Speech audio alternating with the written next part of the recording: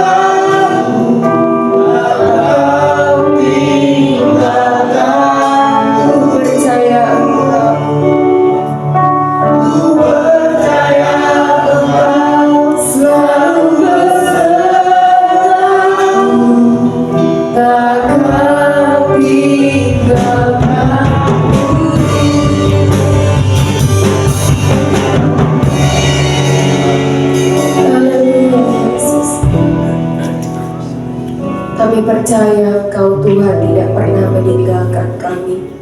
Kami percaya Allah yang kami sembah adalah Allah yang setia. Sampai hari ini Tuhan, Engkau memelihara hidup kami.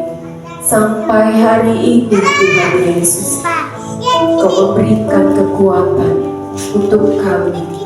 Bahkan sampai hari ini Tuhan, Engkau memberikan kesempatan untuk kami datang Tuhan kepadamu. Terima kasih untuk segala kebaikan yang Tuhan berikan dalam hidup kami. Terima kasih untuk nafas kehidupan. Terima kasih untuk kesehatan. Terima kasih untuk keluarga. Terima kasih untuk orang-orang yang mendukung kami. Terima kasih Tuhan Yesus. Terlebih banyak terima kasih untuk kebaikan Tuhan yang kami terima di sepanjang hidup kami. Kami percaya Tuhan, kami hidup disertai oleh kebaikan-Mu. Kami hidup disertai oleh anugerah dan kasih-Mu. Engkau Tuhan, Allah yang setia, Allah Immanuel yang selalu beserta dengan kami. Apapun Tuhan dalam hidup kami yang kami hadapi, kami percaya bahwa Tuhan beserta dengan kami. Terima kasih Bapa. Saatnya kami akan memuji dan membesarkan nama Tuhan.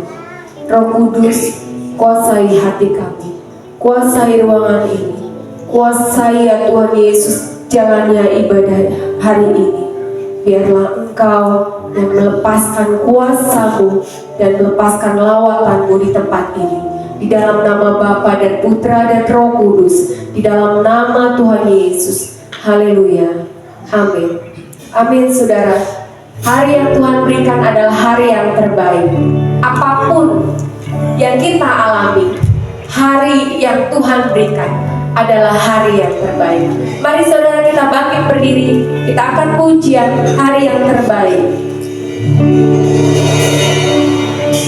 Hidupku ada di tangan-Mu, Kau beri rancangan yang terindah. Tak hanya yang baik saja yang ku terima. Walau tubuhku diremukkan, walau jiwaku tergoyahkan,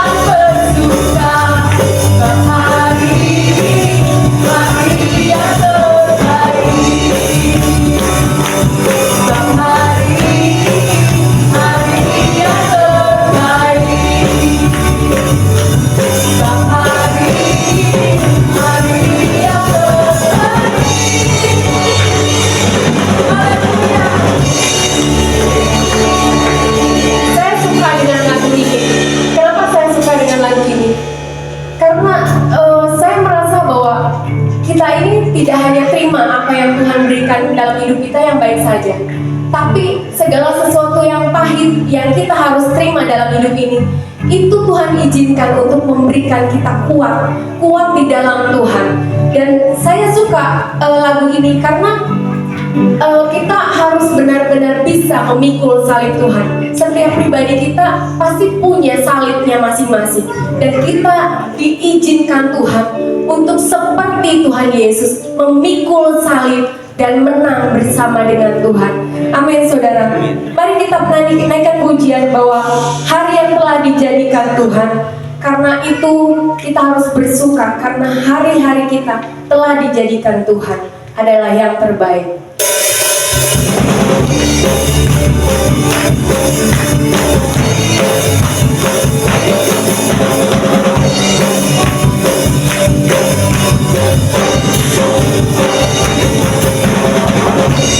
Hari ini, hari yang telah dijadikan Tuhan, mari kita bersuka. Hari ini, hari yang telah dijadikan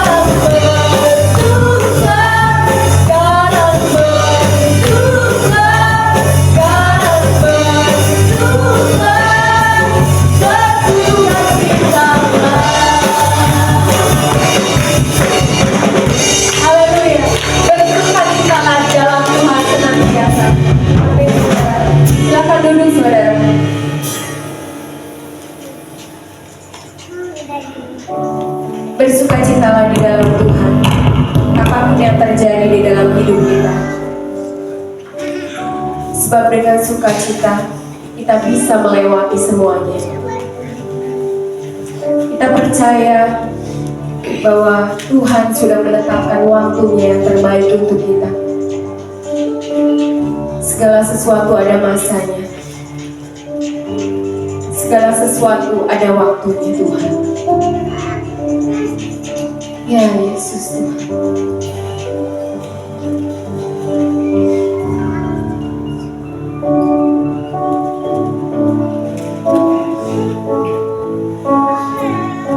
Tak selalu Tuhan menjawab doa, namun Dia beri yang terbaik di waktu yang tepat. Izinkanlah Tuhan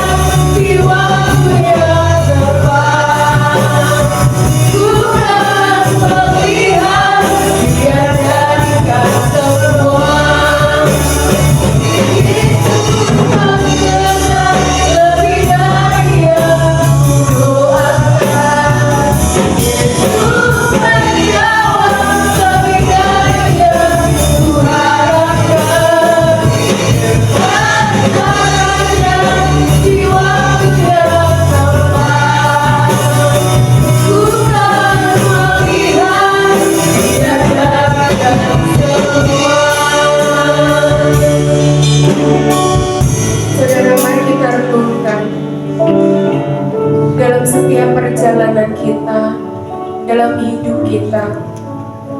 Seringkali apa yang kita doakan, Tuhan cepat-cepat jawab. Tapi seringkali yang kita doakan itu juga rasanya lambat sekali Tuhan jawab. Waktu yang terasa lambat bagi kita, berpikirlah bahwa Tuhan mempersiapkan kita untuk menerima yang terbaik dari Tuhan. Karena Tuhan yang kita sembah tidak pernah terlalu cepat dan tidak pernah terlalu lambat. Dia menolong hidup kita tepat pada waktunya Tuhan. Nantikan kairosnya Tuhan. Nantikan terus waktunya Tuhan dalam hidup kita. Walau seringkali kita merasa bahwa Tuhan, kita sudah capek untuk nunggu waktunya Tuhan. Tapi mintalah sama Tuhan.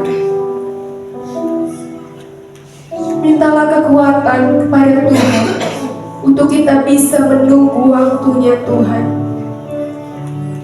Tunggulah waktu Tuhan dengan penuh sukacita dan berharap kepada Tuhan.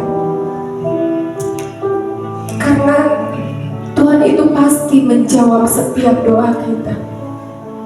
Tuhan sedang mempersiapkan kita, mempersiapkan hati kita untuk siap menerima yang besar dari Tuhan. Senantiasa bersyukur kepada Tuhan dan berharap kepada Tuhan. Haleluya, Yesus.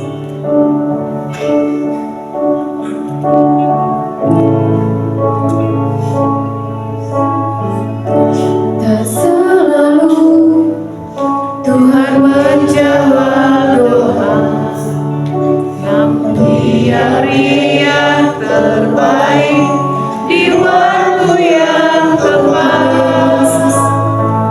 Nantikanlah Tuhan untuk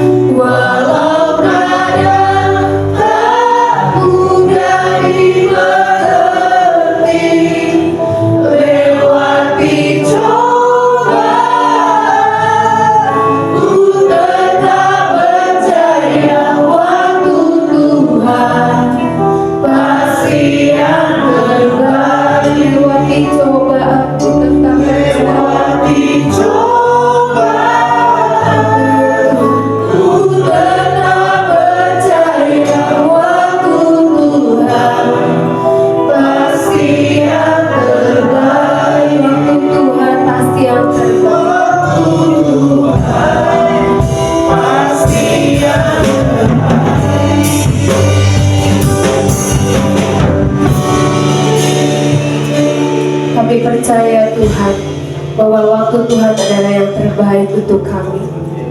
Segala sesuatu yang Tuhan kerjakan dalam hidup kami mendatangkan kebaikan bagi kami. Walaupun kami seringkali tidak mengerti Tuhan Yesus atas semua yang kami alami, tapi satu hal yang kami percaya, bahwa semua yang kami alami adalah mendatangkan kebaikan bagi kami. Dan suatu saat nanti, ketika waktu Tuhan datang kepada kami, ketika Kairos Tuhan benar-benar terjadi atas hidup kami percaya bahwa kami akan memahami semua yang terjadi. Tuhan izinkan untuk memberikan kami kekuatan, untuk menambah iman percaya kami kepadamu Tuhan, untuk kami mengalami kedewasaan rohani di dalam Tuhan. Kami percaya Tuhan akan membuat kami mengerti untuk semua yang kami alami, supaya kami kembali kepada Tuhan, supaya kami bertobat, supaya kami hidup di jalan kebenaran Tuhan, supaya kami tahu tujuan Tuhan dalam hidup setiap kami. Terima kasih Bapa, terima kasih. Tetaplah berikan kesabaran bagi kami untuk menantikan waktunya Tuhan. Berikan kekuatan bagi kami untuk kami tetap berlutut di hadapan Tuhan, berdoa kepada Tuhan, berharap kepada Tuhan, karena Tuhanlah satu-satunya pengharapan dalam hidup kami. Tuhanlah yang menjadi Tuhan dan Raja kami. Ingatkan kami Tuhan, bahwa Tuhan yang memegang hidup kami, dan Tuhan tidak akan pernah membiarkan kami binasa. Tuhan menginginkan kami hidup, beroleh hidup yang kekal bersama dengan Tuhan di surga nanti. Terima kasih Bapa, terima kasih. Kami serahkan waktu bagi Tuhan untuk berfirman melalui hamba-Mu. Kau mengurapi hamba-Mu yang akan menyampaikan firman-Mu Tuhan pagi hari ini. Pakai hamba-Mu untuk menjelaskan kebenaran firman-Mu, sehingga kami bisa mengerti dan kami buka hati kami untuk kebenaran firman-Mu yang akan disampaikan melalui hamba-Mu. Bekerjalah ya Roh Kudus di dalam hati setiap kami pagi hari ini, sehingga hati kami benar-benar dipersiapkan untuk menerima kebenaran firman-Mu. Terima kasih Bapa, di dalam nama Tuhan Yesus Kristus. Haleluya. Amin. Shalom Bapak Ibu. Shalom semua dalam keadaan yang baik, diberkati Tuhan. Amin. Siapa yang bersuka cita pagi ini, angkat tangan tinggi-tinggi, berikan kemuliaan buat Tuhan.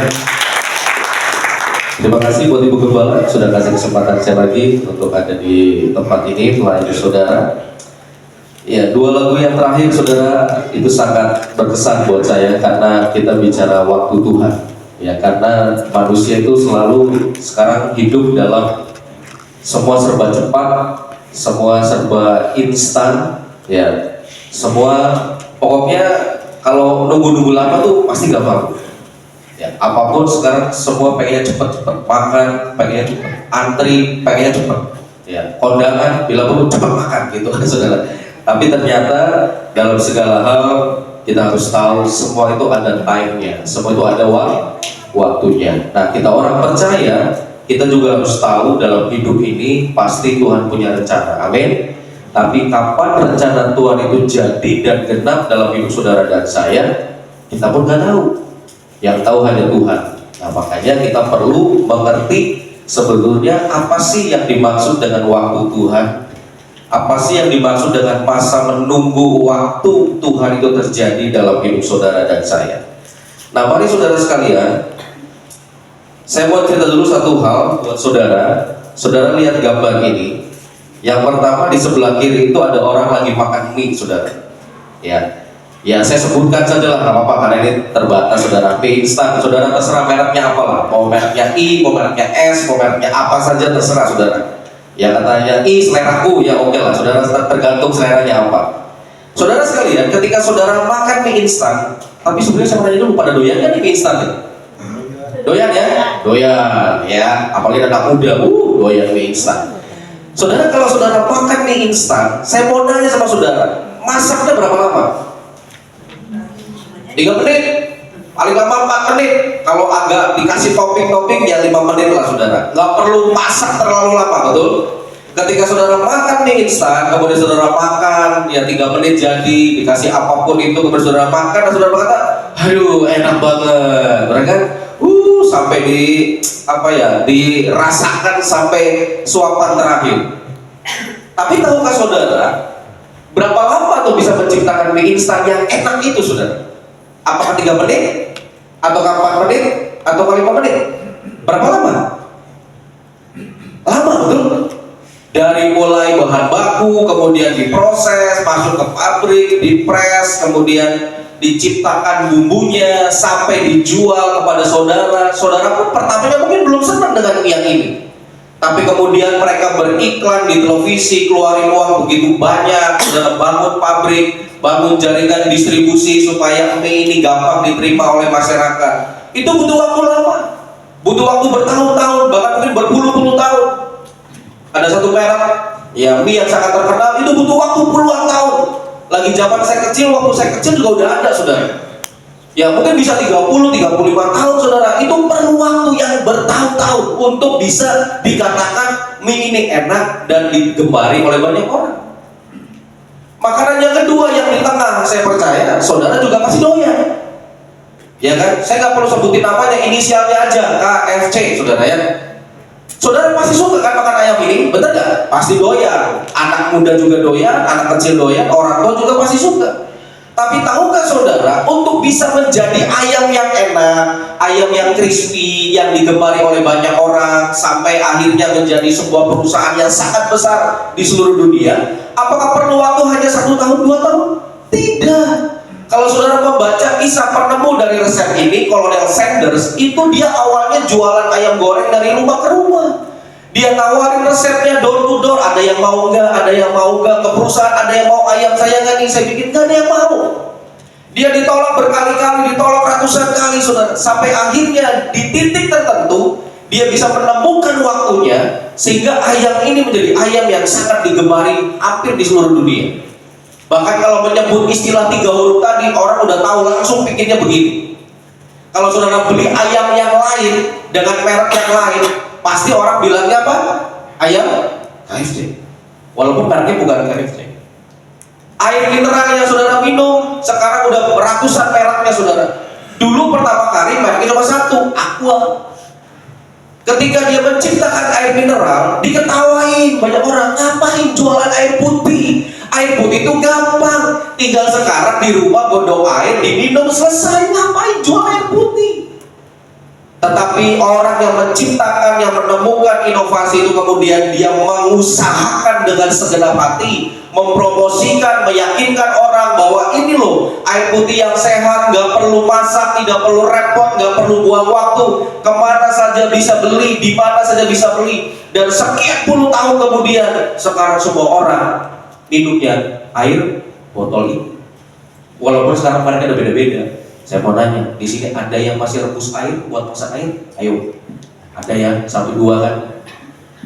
Tapi kalau Anda keluar kota, sebelum keluar kota rebus air dulu? Pasti enggak. Pasti udahlah ini aja. Bahkan sekarang air yang begini udah dipakai buat mandi, buat yang airnya tidak bersih, saudara. Gambar yang ketiga itu adalah Thomas Alva Edison yang menciptakan bohlam lampu.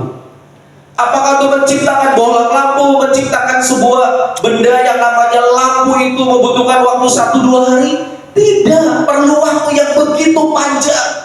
Dia gagal percobaan ribuan kali. Ya, labnya kebakaran, mungkin dia bisa terluka, habis uang begitu banyak, saudara. Tapi ketika dia melakukan terus menerus tidak menyerah, pada titik tertentu maka terciptalah bohlam lampu. Dan sampai hari ini seluruh umat manusia di dunia mengakui bahwa dialah yang menemukan yang namanya bohlam lampu. Sekarang udah modelnya macam-macam. Jadi saudara sekalian, untuk menciptakan sesuatu yang besar itu memerlukan waktu yang panjang, betul nggak? Tetapi untuk hal-hal yang kecil, hal-hal yang sepele, itu tidak perlu memerlukan waktu yang panjang. Hal-hal yang sederhana, yang maksud saya ini bukan berarti tidak penting, mungkin penting, tetapi simpel banget, saudara. Saya mau tanya sama saudara, maaf, saudara, maaf ya. Saudara tiap pagi kan buang air kan? Betul nggak? Ya pagi kan? Kecuali kalau yang ada kondisi. Saudara sekalian, untuk saudara buang air setiap hari, itu apa perlu waktu bertahun-tahun? Enggak kan? tinggal masuk kamar mandi, selesai saudara, 5 menit, 10 menit selesai. Kecuali kalau saudara di dalam kamar mandi penyembahan dulu, ya beda lagi saudara. Ya, untuk hal-hal yang sepertinya sederhana, bukan berarti gak penting sekali lagi. Hal-hal yang sepele, hal-hal yang kecil yang tidak memerlukan waktu yang panjang, itu orang bisa sekaligus menciptakan dalam hitungan sekian menit, sekian jam, jadi saudara. Tapi kalau saudara ingin mendapatkan sesuatu yang besar, itu pasti perlu proses yang harus dilewati, dan itu tidak pendek, tidak mudah. Amin. Kalau saudara ingin menjadi orang yang diberkati besar, saudara ingin menjadi orang yang besar, bukan badannya, saudara ingin menjadi orang yang punya kedudukan yang tinggi dalam perusahaan, itu nggak bisa hitungan 1 hari. Itu perlu waktu bertahun-tahun, harus diperjuangkan, harus diusahakan, harus diperjuangkan dengan segenap hati, sampai pada waktunya nanti saudara akan diangkat tinggi sama Tuhan, dan saudara menerima berkat yang lebih besar. Jadi jangan begini, Tuhan saya pengen terima berkat gede, jebret gitu, langsung gede. Tetapi ketika ada proses yang harus dijalani, saudara nggak mau. Tuhan saya pengen jadi orang kaya, tetapi saudara nggak mau kerja. Saudara tidak mau usaha dari mulai yang kecil, kemudian naik lagi, mulai sedang, naik lagi, jatuh bangun. Saudara nggak mau itu, ya nggak bisa. Kalau saudara ingin mendapatkan sesuatu yang besar, sesuatu yang spektakuler dalam hidup saudara, saudara harus tahu waktunya. Amin. Saudara harus mengerti kapan itu terjadi. Nah masalahnya kita nggak pernah tahu persis kapan itu terjadi. Siapa di sini yang punya anak sudah mulai kuliah? Ada ibu ya, dan kuliah. Kalau orang kuliah ketahuan 4 tahun selesai, betul kan? 4 tahun selesai. Tapi masalahnya setelah kuliah, apakah nanti dia bekerja jadi orang sukses, gajinya besar dan sebagainya? Tahun keberapa? Gak pernah tahu. Betul kan? Gak pernah tahu. Bisa jadi 2 tahun udah sukses, bisa. Bisa jadi 3 tahun langsung sukses, bisa. Yang tadinya orangnya biasa-biasa saja, kok tiba-tiba bisa kaya? Bisa nggak waktunya pendek? Bisa.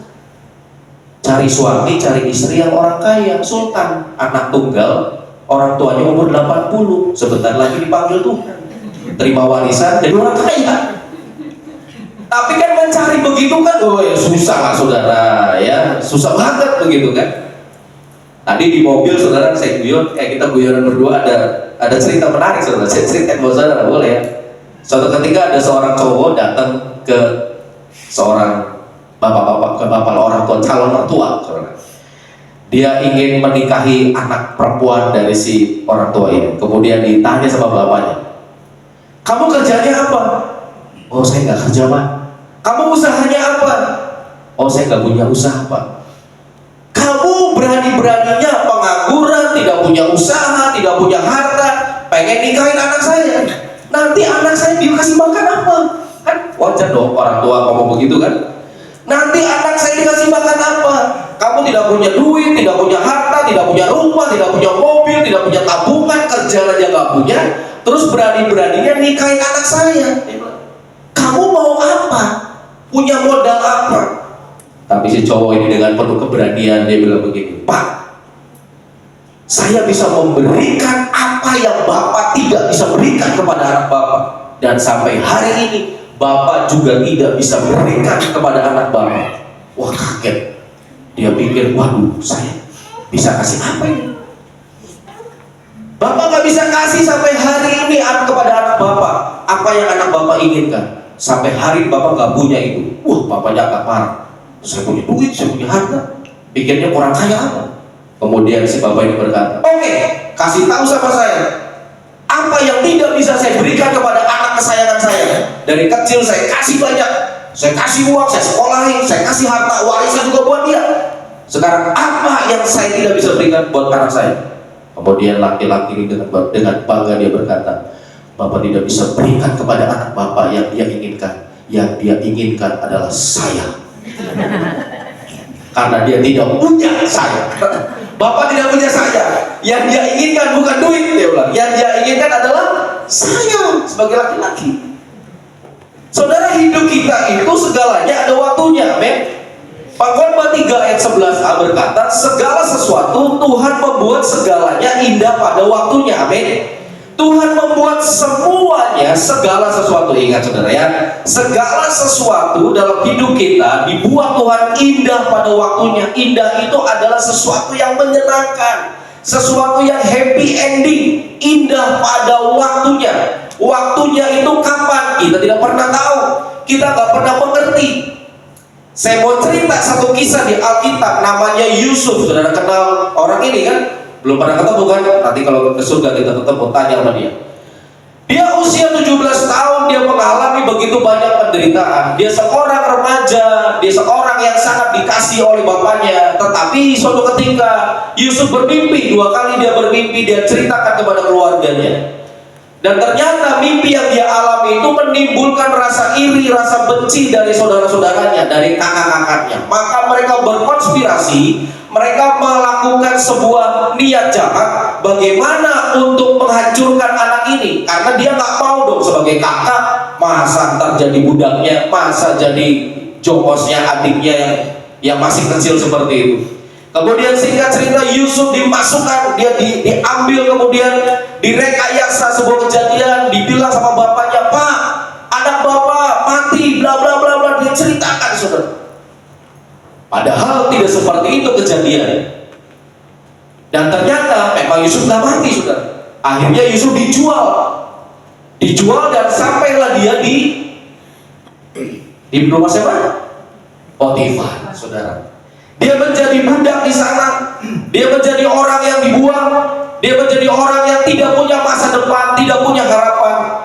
Dia disakiti oleh saudara-saudaranya. Kemudian dia masuk ke rumah Potifar. Apakah hidupnya jadi enak? Tidak. Hidupnya difitnah lagi sama tante Pot. Dituduh pelecehan seksual. Kemudian sampai akhirnya dia harus masuk penjara. Gak enak lagi kan? Udah difitnah. Kemudian pikirnya, aduh lebih aman deh jadi budak lah. Ternyata dia difitnah lagi, saudara, masuk penjara. Setelah dia difitnah, dia masuk penjara. Di penjara dia main lagi, ditipu lagi sama teman penjaranya. Juru minuman, juru roti raja, ditipu sama temennya. Dijanjiin, nanti ya saya ceritain kamu tuh orang yang hebat. Ternyata ketika temannya salah satu udah keluar, lupa sama Yusuf. Tidak ditolongin, saudara. Sampai pada titik tertentu, pada tahun ke-30, usia dia 13 tahun, Yusuf mengalami yang namanya proses waktu Tuhan. Sampai akhirnya dia menjadi penguasa nomor 2 di Mesir. Pertanyaan saya, adakah dicatat dalam Alkitab ditulis, maka Yusuf ngomel-ngomel, Yusuf marah-marah, Yusuf ngomelin saudaranya, dia berjanji kalau dia bebas dia akan balas dendam? Ada di Alkitab? Tidak ada tertulis, saudara. Yusuf jalani 13 tahun, saudara. Sekarang saya mau nanya, apakah Yusuf tahu ketika dia bermimpi kemudian Tuhan bilang begini, Yusuf, nanti mimpimu akan jadi kenyataan umur kamu 30? Ada? Gak ada. Tuhan gak ngomong. Tuhan cuma kasih tanda sama Yusuf, Yusuf, nanti kamu akan begini, mimpimu seperti ini. Lalu apa yang membuat Yusuf bisa tahan 13 tahun dengan kondisi seperti ini? Apa, saudara? Zaman itu belum ada Alkitab. Apa, saudara? Yang mimpinya, betul nggak? Dia dikasih mimpi sama Tuhan, dia dikasih tanda sama Tuhan bahwa nanti suatu ketika kamu akan menjadi orang yang sangat berpengaruh di tengah-tengah keluargamu. Tapi berapa lama, berapa tahun itu terjadi, Yusuf tidak pernah tahu, Bapak Ibu. Tetapi dalam masa menantinya bukan menanti enak ongkang-ongkang kaki, no. Dia difitnah sama keluarganya, dia disakiti, dia dibuang, kemudian difitnah lagi. Mungkin saja di penjara dia sempat dipukulin barangkali. Kemudian dia ditipu lagi dengan teman sendiri. Sampai pada akhirnya Tuhan membela Yusuf. Dan Yusuf akhirnya menjadi orang nomor 2 di Mesir. Dan ujung dari ceritanya, mimpi dari Yusuf benar terjadi. Amin. Yusuf bilang apa? Manusia bisa mereka yang jahat buat saya, tapi Tuhan merancangkan sesuatu yang baik buat saya demi menyelamatkan sebuah bangsa. Pertanyaannya, kalau di tengah tahun yang kelima kemudian Yusuf ngomel sama Tuhan, kira-kira ceritanya pasti akan berbeda, betul? 13 tahun saudara digituin, tahan gak? Ayo, saya mau nanya tuh. 13 tahun saudara ngalami seperti itu. Jangankan 13 tahun, baru setahun aja saudara udah bilang begini, Tuhan kapan ini berlalu? Tuhan kapan ini selesai? Waktu kita COVID kan begitu kan doanya kan, Tuhan COVID kapan ini selesai Tuhan? Puji Tuhan cuma 2 tahun lewat saudara. Tapi kita gak pernah tahu, betul kan? Itulah namanya waktu Tuhan, misteri Tuhan yang kita gak pernah tahu. Saudara kenal tokoh yang kedua, namanya Nuh. Waktu Nuh membangun bahtera, saya mau nanya, Tuhan kasih tahu nggak tujuannya bangun bahtera apa? Kasih tahu nggak? Nggak kan? Coba berkata, Nuh, kamu bangun bahtera, ukurannya segini, nanti kamu suruh masuk tuh binatang, ya berpasang-pasangan dan semua dikasih tahu sama Tuhan. Pokoknya bangun bahtera, kamu bangun di sini, kayunya ini, ukurannya begini, nanti kamu bikin begini, arsiteknya Tuhan. Nuh cuma nurut aja. Tapi untuk apa bahtera ini Nuh gak pernah tahu. Nanti ujungnya apa Nuh tidak pernah tahu, saudara. Tapi dia hanya melakukan apa yang Tuhan perintahkan, Nuh hanya mengerjakan apa yang Tuhan sudah rancangkan. Dan itu menurut para ahli, katanya diperkirakan sekitar 100 tahun butuh waktu untuk membangun bahtera. Ya zaman dulu belum ada kayak sekarang teknologi, saudara. Kayunya juga kita nggak tahu itu bangun di atas gunung, saudara ambil kayunya di mana. Sama ketika saudara disuruh bangun kapal, adanya di puncak Gunung Ciremai. Gimana ngangkut kayu dari bawah ke atas? Gimana saudara cari tukang bangunannya? Tidak dijelaskan kan? Nuh membangun bahtera dengan 2000 tenaga kerja ahli, 13 insinyur, 20 arsitek, nggak ada saudara. Tidak dijelaskan. Mungkin Nuh membangun sendiri dengan anak dan menantunya, saudara. Apakah Nuh tahu nanti FDN akan seperti apa? Apakah Nuh tahu bahwa nanti akan ada banjir besar, akan ada air bah yang menenggelamkan seisi bumi? Gak pernah tahu. Tahunya setelah itu terjadi, Nuh baru ngerti. Oh ini ya, ternyata Tuhan suruh saya bangun bahtera. Jadi kalau saudara hari-hari ini saudara mengalami sesuatu yang saudara gak mengerti, gak apa-apa. Karena kita gak pernah tahu Tuhan itu maunya apa, betul gak? Jadi jangan selalu bilang begini, Tuhan kenapa ini terjadi? Tuhan jahat ini terjadi. Saya kan gak mau ini terjadi. Saya kan doanya A, kenapa terjadi B? Kenapa terjadi C? Tuhan jahat, Tuhan gak sayang sama saya. Tuhan di atas bilang begini, aduh nah, kalau boleh saya ngomong, saya itu punya sesuatu yang lebih besar buat kamu, bukan cuma sekedar itu. Tapi kan masalahnya kita nggak bisa ngerti. Makanya perlu namanya kedekatan dengan Tuhan supaya saudara bisa ngerti. Sama halnya kalau seorang anak hubungannya dekat dengan mama dan mamanya, dia pasti ngerti. Begitu mamanya bilang apa, dia ngerti. Oh ya, saya ngerti. Mama saya bilang begini, berarti ada sesuatu yang baik buat saya. 1,5 tahun yang lalu lah, papa saya dipanggil pulang karena operasi bypass jantung, saudara. Operasinya berjalan dengan normal.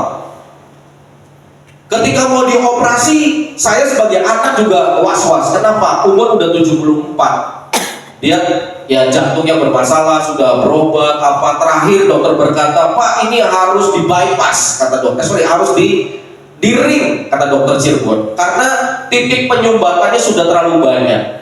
Maka bapak saya rujuk untuk ke rumah sakit jantung harapan kita di Jakarta.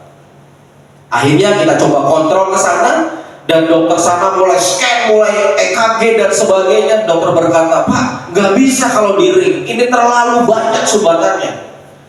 Nanti resikonya terlalu besar dan nanti bisa kambuh lagi. Satu-satunya jalan hanya di bypass. operasi besar. Aduh, saya bilang, dok ada solusi lain nggak? Tidak ada Pak. Solusinya cuma di bypass. Tapi Bapak nggak usah khawatir, dia bilang. Dunia kedokteran sekarang udah canggih. Saya setiap hari potongin dada orang, belekin dada orang, operasi bypass itu sudah makanan sehari-hari, dan tingkat keberhasilannya sangat tinggi Pak. Kegagalannya kecil walaupun ada. Ya sudah, akhirnya kami setuju, bikin janjian waktu operasi, tanda tangan rumah sakit, di screening semua, darahnya dicek, kreatininnya dicek, gulanya, kolesterolnya, tensinya, semua di terapi. Pulang dulu, minum obat lagi, minggu depan balik lagi. Saudara capek loh, Cirebon Jakarta bolak-balik, berapa juta kita harus keluarin. Nginep di hotel ya mahal, pulang ke Cirebon ya habis waktu. Kalau kontrolnya di Gunung Jati, di rumah sakit Gunung Jati gampang, di Cirebon. Ini di Jakarta kadang-kadang begini, hari ini kontrol hari Senin, Pak nanti ketemu lagi hari Rabu ya. Lah kan nanggung kalau pulang, harus cari hotel, nginep, makan, ada biaya yang begitu besar. Sampai akhirnya singkat cerita di operasi berjalan dengan lancar. Tapi ketika masa pemulihan di ICU, saya bilang sama Tuhan, Tuhan cepat Papa selesai pulih pulang. Apa saya nggak sadar, saudara, sekian lama. Hari kedua, hari ketiga, dokternya bilang begini, Pak, ada paru-paru yang bocor, harus disedot. Aduh, saya bilang disedot. Bapak tanda tangan, ya tanda tangan saudara. Masa bilang begini, gak mau dok, ya kan resiko saudara. Tanda tangan, disedot cairannya saudara. Masuk sekian hari kemudian dokternya berkata, Pak, ini ginjalnya masih bermasalah nih. Dikasih obat gak turun-turun kreatininnya. Jadi mau gak mau harus dicuci darahnya. Bapak tanda tangan lagi, cuci darah saudara. Dalam keadaan tidak sadar. Sampai pada sekian hari kemudian, 1 minggu kurang, 1 minggu kalau tidak salah. Akhirnya Bapak dipanggil pulang. Di hati saya bisa bilang, Tuhan, kenapa Tuhan panggil Bapak saya? Betul gak? Kasih kesempatan dia sembuh lah. Kasih kesempatan dia bisa menikmati hasil dari operasi. Yang mau operasi itu dia saudara, bukan kami keluarga. Dia mau operasi semangat yang 45. Nanya lagi, kapan operasinya? Ya nanti. Kapan operasinya? Iya nanti. Dia bilang begini, ini 1-2 kalimat yang sangat membekas di hati saya. Dia bilang begini, Papi mau cepat dioperasi. Itu November. Karena Papi pengen Natalan. Papi pengen ke gereja. Karena selama ini tak suruh online. Kenapa? Karena kalau ke gereja kan sesot, saudara ya, ngos-ngosan. Papi pengen Natalan, pengen ke gereja. Saudara, kalau ada orang tua ngomong kayak gitu, kira-kira saudara gimana hatinya? Alasan kan? Pengen Natalan, pengen ke gereja, pengen jalan-jalan. Karena dokternya bilang, Pak, nanti Bapak kalau sudah di bypass, waduh, kayak anak muda lagi Pak. Tidak akan sesek lagi. Bapak bisa jalan-jalan, Bapak bisa olahraga lebih enak, lebih jauh jalan kakinya. Wah, dia semangat. Tapi Tuhan punya waktu yang berbeda. Tuhan punya rencana yang berbeda. Dia harus pulang. Dan ketika dia meninggal, saudara, itu hanya selisih sekian menit. Ketika saya datang di ICU, saya doain bareng anak saya yang gede, saudara. Keluarga ada di hotel. Saya doain, saya kasih firman di telinganya. Saya bilang, udah kau istirahat, saya bilang gitu. Terus pulih ya, Tuhan berkati. Saya turun belum lama, saudara.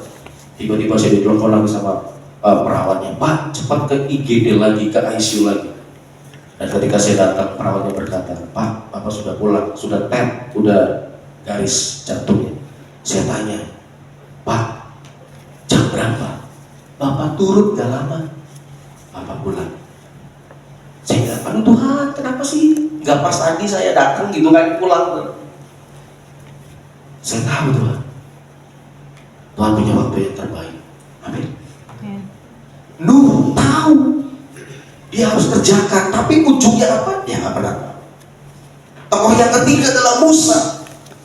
Ketika Musa ada di Mesir, saudara, dia dipersiapkan selama 40 tahun untuk menjadi pemimpin yang besar untuk mengeluarkan bangsa Israel keluar dari Mesir. Pertanyaan saya, apakah ketika Musa masih muda, Tuhan sudah kasih tahu, Musa, nanti kamu jadi orang yang besar, kamu akan menjadi pemimpin Israel, mengeluarkan bangsa ini keluar dari perbudakan? Apa Tuhan kasih tahu dari awal? Tidak, saudara, betul? Bahkan orang Israel nggak suka sama Musa. Tapi Tuhan mempersiapkan selama 40 tahun. Tuhan mempersiapkan orang itu menjadi pemimpin yang besar. Waktu yang tidak pendek, 40 tahun, saudara. 40 tahun dipersiapkan sama Tuhan. Dan pada waktunya sudah tepat, Tuhan kirim Musa menjadi pembebas untuk bangsa Israel keluar dari Mesir. Jadi kalau hari ini saudara sedang menantikan waktu jawaban doamu, dan itu baru saudara kerjakan 2 tahun, belum apa-apa. Yusuf 13 tahun, Nuh 100 tahun kurang lebih, Musa 40 tahun. Wah ya tua dulu, pasti udah keburu tua. Itu kan menurut kita, tapi menurut Tuhan, 1 hari buat Tuhan berapa tahun buat manusia? 1000. Jadi kalau kata Tuhan bilang begini, besok ya, nah tuh kan, kalau Tuhan bilang besok, 1000 tahun saudara nunggunya. Kalau kata Tuhan bilang begini, bentar, 2 menit lagi, kayak saudara kan kalau mau ke gereja kan, ayo pak, cepet pak, udah telat pak, bentar, 5 menit. Nah 5 menitnya Tuhan itu berapa tahun? Tapi percayalah saudara, Tuhan tahu. Saudara dan saya itu gak kuat tunggu, Tuhan tahu. Tapi kita gak bisa percepat semua rencana Tuhan, gak bisa. Saudara masak mie instan, semenit bisa gak? Semenit bisa gak masak mie instan? Bisa. Bisa dimakan? Bisa. Walaupun mie-nya mungkin masih agak keras, kalau buru-buru. Dimasak 8 menit bisa gak? Bisa, jadi lembek mie-nya. Kalau saudara suka makan telur, kalau mau matang kan lama. Kalau mau cepet, setengah matang dong. Mau cepet lagi, mesti masak saudara, langsung makan aja. Jadi segala sesuatu saudara, mari kita lihat bahwa ada sebuah timeline-nya Tuhan yang kita gak tahu. Sekali lagi, kita gak pernah tahu kapan. Firman Tuhan cuma berkata, segala sesuatu akan indah pada waktunya. Kapan gak ada yang tahu. Waktunya saya, waktunya Ibu Rustida, waktunya kita semua saudara, semua beda-beda. Betul gak? Semua beda saudara, gak ada yang sama. Saudara bergumul setahun jadi Tuhan jawab. Ada yang bergumul 3 tahun gak dijawab-jawab. Ada yang pengen punya anak, baru menikah setahun 2 tahun sudah dikasih anak. Ada yang pengen punya anak cepat, bertahun-tahun, 10-12 tahun gak punya anak saudara. Terus mau marah sama Tuhan. Dua-duanya sehat secara medis, tapi kenapa Tuhan kok gak bisa punya anak, kok belum dikasih anak? Lah Abraham sama Sarah umur berapa punya anak saudara? Apa protes? Tuhan kan saya udah menikah 10 tahun, udah pelayanan lagi, doa tiap hari, puasa Tuhan, masa gak dikasih anak? Tuhan bilang nanti sabar, lagi dibikin dulu, lagi dicetak sama Tuhan. Dan pada waktunya saudara akan terima itu. Amin. Kapan? Bersabar. Tak selalu Tuhan menjawab doamu seperti yang engkau mau. Tuhan jawab doa, tapi doanya itu tidak selalu seperti yang kita mau. Betul gak? Tuhan, saya pengen punya mantu kayak Lee Min Ho, orang Korea cantik, cakep, putih, ganteng. Dapatnya bukan Lee Min Ho. Beda, loh kok beda ya Tuhan? Tuhan bilang itu yang terbaik nah buat kamu, terima aja. Apa yang harus kita lakukan saudara? Supaya kita dalam masa menanti waktu itu kita tetap kuat. 1 Korintus 15 ayat 58 bilang begini saudara. 1 Korintus 15 ayat 58 bilang begini dalam terjemahan sederhana. Oleh karena itu saudara-saudari yang saya kasihi, Paulus berkata, apa saudara katakan sama-sama? Artinya apa bertahan? Bertahan tuh tenang, jangan bergerak, artinya jangan bergeming, jangan goyah, jangan mundur, ya, jangan lemes, bertahanlah, jangan biarkan apapun menggoyahkan apa? Keyakinanmu. Berikanlah dirimu sepenuhnya untuk pekerjaan pelayanan Tuhan Yesus, karena kita tahu bahwa dengan pimpinan Tuhan, dengan apa? Pimpinan Tuhan, apapun yang kita kerjakan tidak akan pernah sia-sia. Katakan amin. Bertahanlah Bapak Ibu, konsisten, perlu waktu lama, apapun kondisinya, bertahanlah. Jangan biarkan apapun menggoyahkan keyakinanmu kepada Tuhan. Tuhan berkata nanti pada waktunya semua yang kita kerjakan tidak menjadi sia-sia.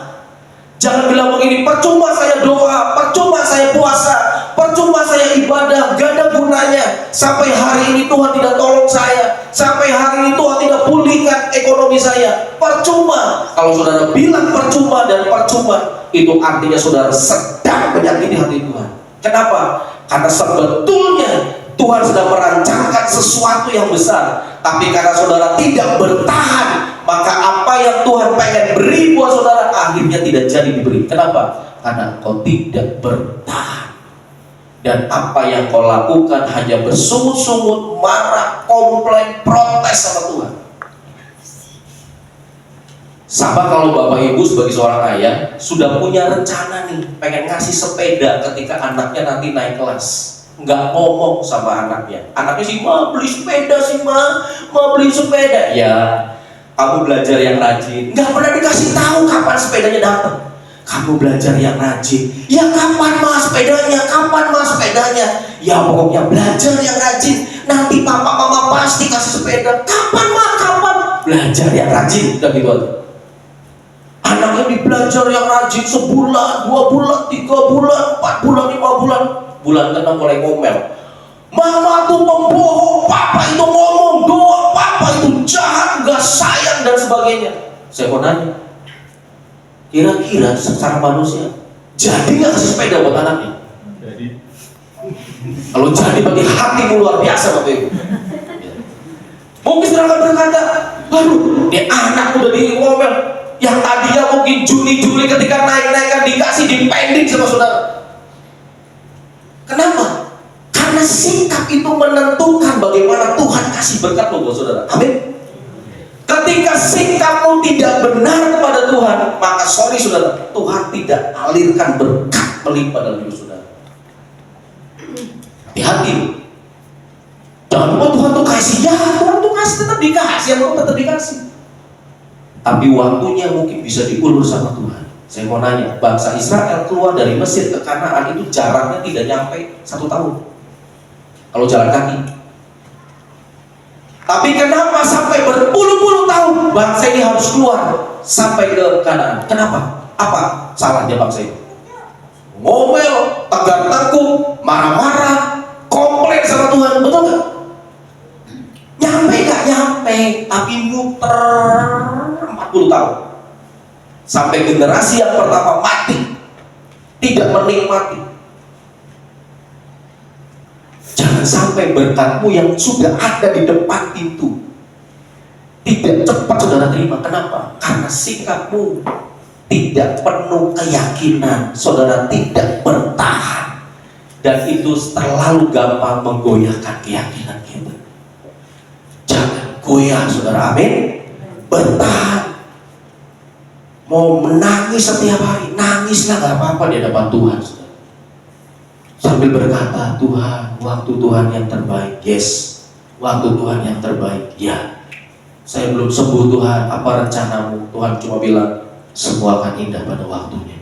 Kapan terjadi? Nanti kamu akan tahu. Kapan Tuhan? Nanti kamu akan tahu. Sekarang saya mau nanya, kalau Tuhan ngomong sama kita semua di sini nih, berkata saudara dan saya, hai jemaat GKPBM di Sikuningan, besok jam hari Senin 24 Maret 2025 tepat pukul 7.00 waktu Indonesia bagian Barat, kalian semua akan dipanggil Tuhan meninggal bersama-sama. Senin 24 Maret jam 7.00, dalam keadaan apapun Anda akan dipanggil pulang sama Tuhan, menghadap Tuhan di surga, meninggal. Saya mau nanya, Kalau itu firman, itu omongan itu keluar hari ini, saya mau nanya, saudara pulang ngapain? Yang punya utang bayarin kan? Saya punya utang, saya nggak mau ada utang, bayarin. Nyampe rumah nggak saya makan, doa sama Tuhan, puasa Tuhan, saya punya salah apa? Tengah malam, aduh Tuhan, Tuhan Yesus, jam 1, jam 2, jam 3, jam 4, jam 5, tambah kencang doanya. Kenapa? Udah tahu sih mau mati, betul nggak? Tapi masalahnya kita tahu kapan meninggal, tahu nggak? Nah, makanya ada istilah bilang begini, hiduplah seperti engkau sebentar lagi meninggal. Artinya apa? Berbuat baiklah,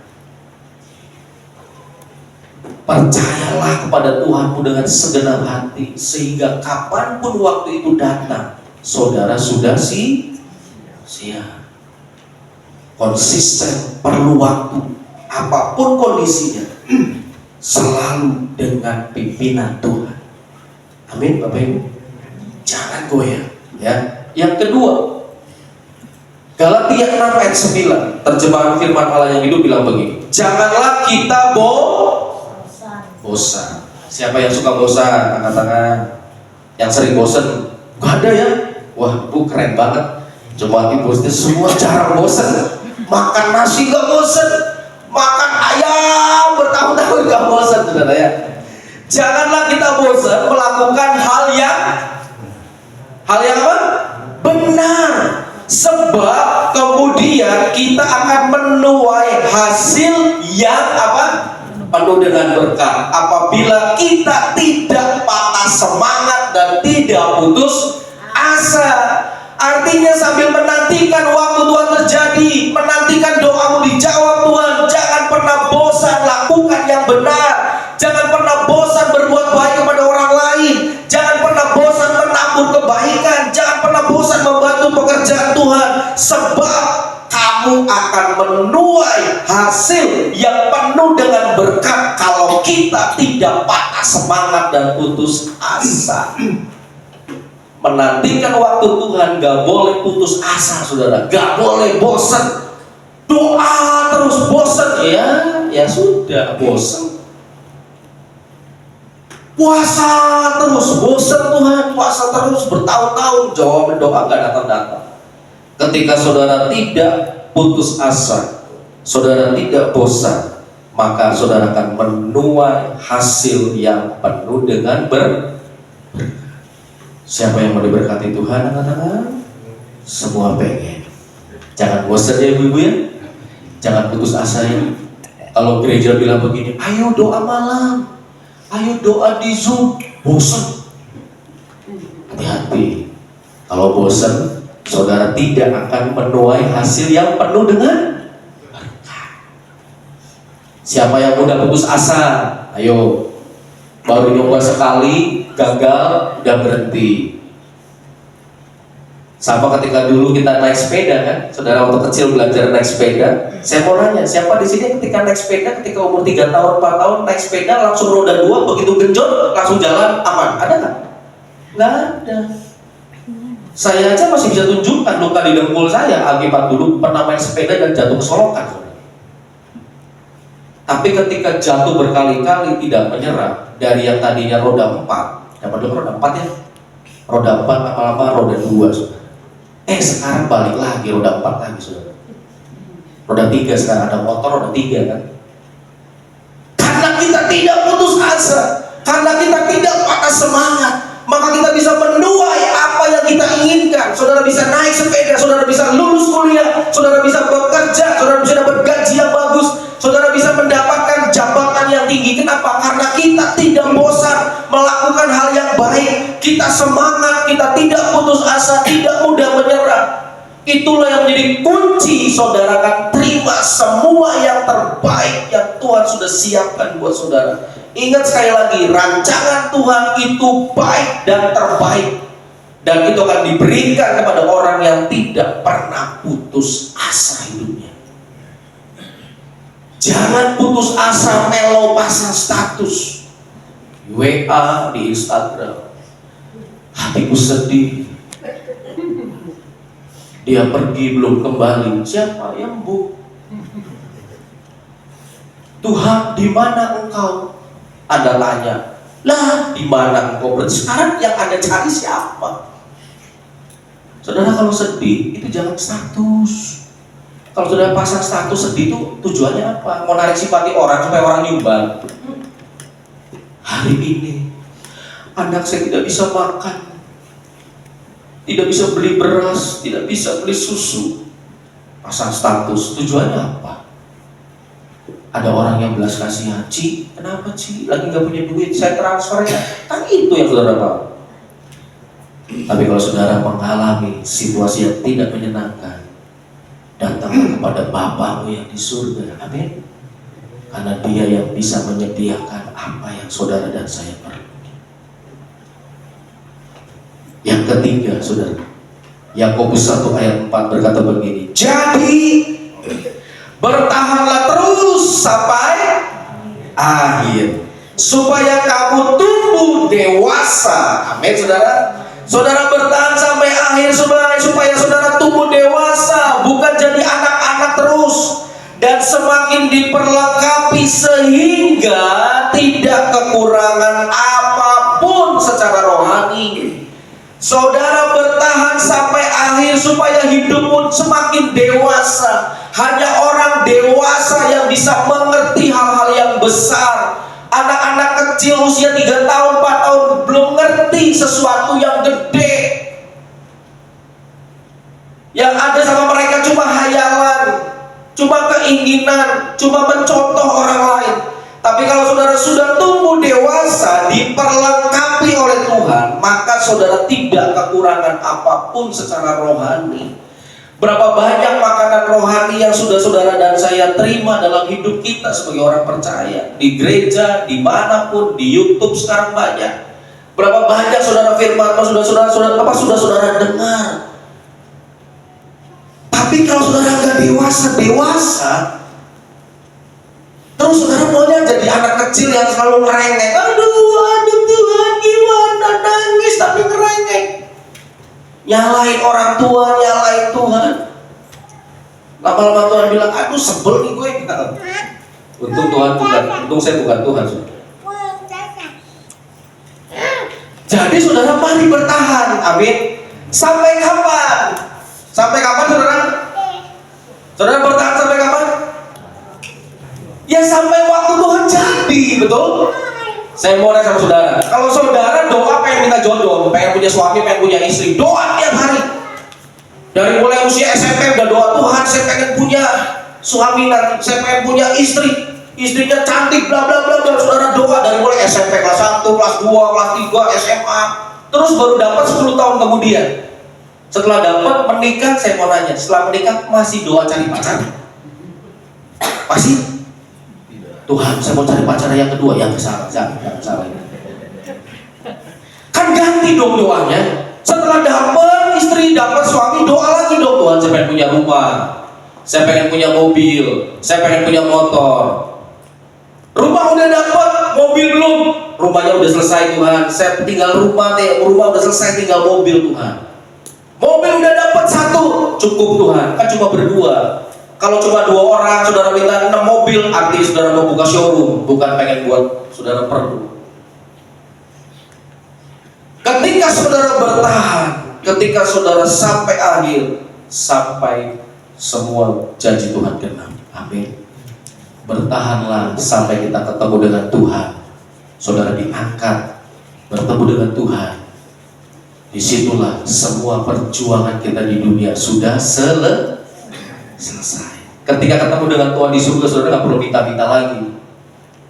Di surga nggak perlu doa-doa lagi. Tuhan, doa minta mobil, buat apa minta mobil di surga? Tuhan, berdoa minta pacar, buat apa minta pacar di surga? Tapi ketika saudara ada di dunia ini, saudara sabar dalam proses. Amin. Ada yang namanya ibu sabar di sini atau bapak sabar? Ada ya. Ada yang namanya bapak tekun. Ada namanya bapak tekun. Tekun bin sabar, kan bagus sudah. Sabar dalam proses. Siapa yang sedang diproses Tuhan hari-hari ini? Ada nggak? Ada ya. Sabar ya Bu. Sabar. Tetap bertahan. Nanti nanti waktunya tiba, kita melihat sesuatu yang besar. Yang terakhir, Mazmur 37 ayat 7. Nantikanlah Tuhan dengan hati yang tenang. Artinya apa, saudara? Tenang. Ya, jangan geras gerusuk. Tunggulah Tuhan dengan apa? Sabar sampai Dia bertindak. Jadi kalau Tuhan belum bertindak sekarang, saudara harus ngapain? Nantikan Tuhan terus, amin. Sabar terus, tunggu sampai Tuhan bertindak. Percaya waktunya Tuhan terjadi. Amin, saudara. Percaya waktu Tuhan terjadi. Tunggu dengan sabar. Siapa yang mau sabar? Siapa yang mau tunggu waktu Tuhan? Tunggu waktu Tuhan. Amin. Amin. Baik, satukan hati kita berdoa kepada Tuhan. Terima kasih. Kami percaya hari ini adalah hari yang terbaik yang Kau berikan bagi kami. Bagaimanapun kondisi hati kami, bagaimanapun keadaan hidup kami, Bapa, kami percaya Tuhan itu adalah yang terbaik yang Kau berikan bagi kami. Mungkin hari-hari ini kami menantikan waktu-Mu terjadi atas kehidupan kami. Bapa, biarlah kami terus bertahan, menanti Engkau dengan percaya, menanti Engkau dengan kesabaran, menanti Engkau Tuhan dalam seluruh totalitas kehidupan kami. Tetap berbuat yang baik, tetap berbuat yang benar Tuhan, sehingga waktu Tuhan itu akan terjadi dalam kehidupan kami. Terima kasih Bapak, terima kasih untuk ibadah yang dapat kami lakukan. Terima kasih untuk setiap pujian penyembahan. Terima kasih Tuhan untuk kebenaran firman-Mu. Terima kasih untuk setiap persembahan yang kami bawa ke rumah-Mu. Terima kasih Bapak, kami dapat melakukannya Tuhan, dan kami mau senantiasa bersyukur kepada Tuhan. Hari ini Tuhan, kami mau serahkan hidup kami ke dalam tangan, ke dalam waktu-waktu-Mu Tuhan yang Kau buat. Segala sesuatu akan indah pada waktunya. Biarlah Tuhan yang terus menjagai hati kami. Biarlah Engkau Tuhan terus menguatkan hati kami, meneguhkan kami ya Tuhan. Di dalam perlindungan dan penjagaan-Mu kami menantikan Engkau dalam kehidupan kami. Kami terus berjalan bersama dengan Tuhan. Peganglah tangan kanan kami dengan tangan kanan-Mu, dan bawalah kami untuk mengalami kemenangan demi kemenangan bersama-sama dengan Tuhan. Kami menyerahkan hidup kami untuk 1 minggu ke depan ke dalam tangan-Mu. Biarlah kami aman dalam perlindungan-Mu, biarlah penjagaan-Mu senantiasa ada dalam kehidupan kami, keluar masuknya kami ada aman dalam perlindungan. Engkau akan memberkati kami dalam setiap pekerjaan, dalam setiap usaha yang kami lakukan, di dalam rumah tangga kami, anak, suami, istri Tuhan, bahkan cucu, menantu Tuhan. Engkau Bapa yang terus melindungi dan menjaga dan memberkati, sehingga kami terus berjalan untuk senantiasa tetap setia dan berjalan di dalam kebenaran-Mu ya. Terima kasih Bapa, terima kasih Yesus, terima kasih Roh Kudus. Kami bersyukur kepada Engkau ya Tuhan. Mari Bapak Ibu Saudara, arahkan hatimu kepada Tuhan, angkatlah tanganmu, berserahlah, pulanglah, dan terimalah berkat daripada Allah Bapa dan cinta kasih daripada Tuhan Yesus Kristus, dan persekutuan dengan Roh Kudus yang akan menyertai kita dari sekarang dan sampai selama-lamanya. Di dalam nama Bapa dan Putra dan Roh Kudus, dalam nama Tuhan Yesus, semua yang percaya dan terima berkat katakan amin. Selamat hari Minggu, Tuhan Yesus memberkati kita semua.